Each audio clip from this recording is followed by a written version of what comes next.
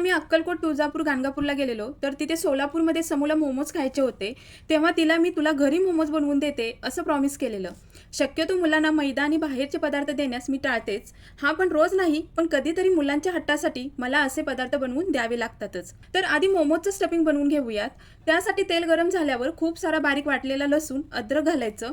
नंतर भाज्यामध्ये कोबी थोडा जास्त घ्यायचा, 1 शिमला मिर्च, 2 गाजर आणि तिखट हिरवी मिरची घेऊन चॉपरने अगदी बारीक चॉप करून घेतलंय. नंतर भाज्या घालून चांगलं परतलं. याच्यात 1 चमचा मिरपूड, चवीपुरतं बारीक मीठ घालून भाज्यातील पाणी आटून कोरडं होईपर्यंत परतायचं. तयार स्टफिंग थंड होण्यास ठेवून दिलं. नंतर अर्धा किलो मैदा चाळून घ्यायचा. याच्यात चवीपुरतं बारीक मीठ, 1 चमचा तेल घालून घट्ट गोळा मळायचा आणि 15 मिनिटे मुरण्यास ठेवून द्यायचं. पीठ मुरल्यावर याचे पेड्यासारखे छोटे गोळे करून पुरीसारखं लाटून घ्यायचं.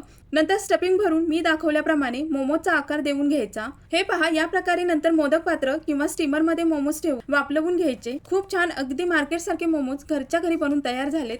तर तुम्हीही मुलांना बाहेरचे मोमोज खाऊ घालण्याऐवजी घरीच असे मोमोज बनवून खाऊ घाला. ज्यांना मैदा खायचा नसेल त्यांनी गव्हाचं पीठ वापरून मोमोज बनवले तरी छान बनतात.